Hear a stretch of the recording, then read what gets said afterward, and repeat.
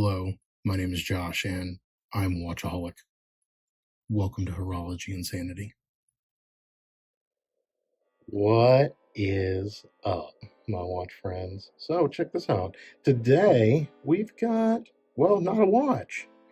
It's Woody from Toy Story. Now, I'm only going to use him as an example because I kind of wanted to make a video about something that a buddy of mine and I were talking about. And I wanted to demonstrate it on the channel, but I couldn't really figure out how. And so my initial thought was to see if I could get like an old school G.I. Joe. So if y'all were 80s kids like I was, you probably are familiar with G.I. Joe and the little action figures that they had. So I thought, oh, I could probably do it with a G.I. Joe.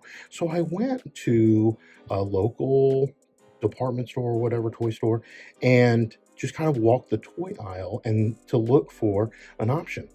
But do y'all know how much little G.I. Joes cost these days?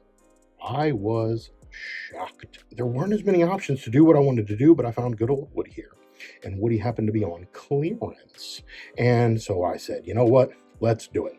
And he'll still be able to. The biggest thing I needed was these movable appendages, right? That can move around.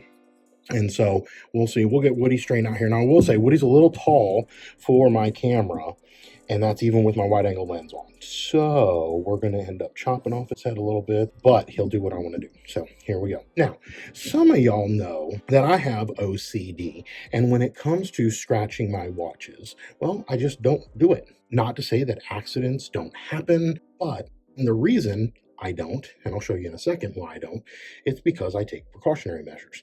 So my buddy Chris, he and I were talking about Grand Seiko one day. So this is a Grand Seiko. Y'all know this is the SBGA 387. This is a Squale. Oh, I got it upside down. This is a Squale limited edition on like with the Azura dial.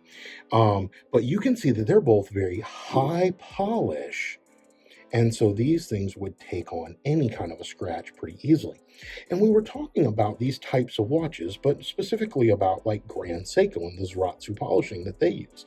And these things are so well refined that we had both said, kind of ironically, that we were both scared of wearing these watches and dinging them up. Like we almost had a little bit of an unease when we had them on wrist. And so I'll be honest with you, I have a little unease always with everything. Or I wouldn't say that I have unease necessarily. I would say that I'm hyper aware. And some might say that that's because of my neurological stuff. Like I said, whether I do or do not have Asperger's, that kind of stuff. That's a trait of being hyper aware.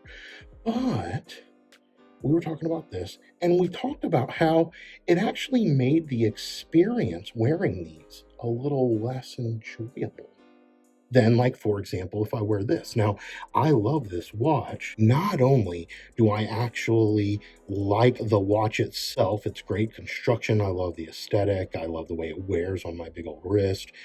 But the story behind this watch and the friend that it reminds me of every time I wear it, that's really where it's at. And so I'm not going to get into it all here. But it just so happens to be that the person who gave me this watch is the same person that I was talking about this thing with Woody that I'm about to demonstrate. And so it's all kind of in the same boat. So now I love this watch, but if this took an accidental scratch, I would care a lot less than if one of these two did. And so that's kind of what we were talking about. We were just talking about the enjoyability of wearing watches and the overall experience that you get with them and how it varies from watches to watch. Some of these with the high polish, my Zen 104, that's got the high polish case. But some of these, right, you just got to wonder like, oh, do I really want to put a scratch on it? Now, with that said, I know a lot of you will take the mindset that a scratch gives you sentimentality, meaning you can remember that scratch, especially if it was with like a funny type of event or something like that. Or, you could say that those wear marks show love, right? And if you can have that in your hobby, I think that's amazing. I really do. I say go for that. I don't think anybody purposely goes out there and beats up their watches. But I do know, and I've heard of people, taking them and throwing them in the dashboard of a car to get them to to heat up and to get the kind of vintage look on certain things. People use coffee on dials and all that. So there is that kind of thing, but I wouldn't call that just beating up a watch. But anyway, with all of that said, I wanted to show you the trick that I use to keep my watches, specifically these two, scratch free when I'm wearing them. So of course I've talked about when I don't wear them, right? They stay in a watch box like this. This, I took it off the holder. I only ever set them on the side. I never set it so that a bracelet can touch the case back of a watch. Here you'll notice that because my wrist is so big, I use both the outer ring and I roll a handkerchief up underneath here to be able to softly hold the watch while also keeping it in place, especially if I were to activate the winder so that it would roll. But when I sit here and I look at the beautiful designs and case shape and whatnot, right? I don't scratch my watch. Like if I can help it, I never do. I always put them down on some kind of padded leather or towel, or I've shown you before, like I have cleaning cloths everywhere, even on top of my scale. Let me see if I can hold this up real quick. I put a cleaning cloth on top of my scale because I don't want it to sit on there by itself, right? So I know I'm weird. We all have maybe our different idiosyncrasies and things like that, but that's mine. When it comes to watches, I never want to purposefully scratch it. Now, when I am in a place where I know that I might hit a watch or ding it up, or if I got to do some yard work outside, or work on I don't know, some plumbing or on a vehicle, right? Well, I put on a G-Shock, or sometimes I even put on my what I refer to as not a square, which is one of my cheapest Casios that I adore. But in general, I try not to just bang my watches.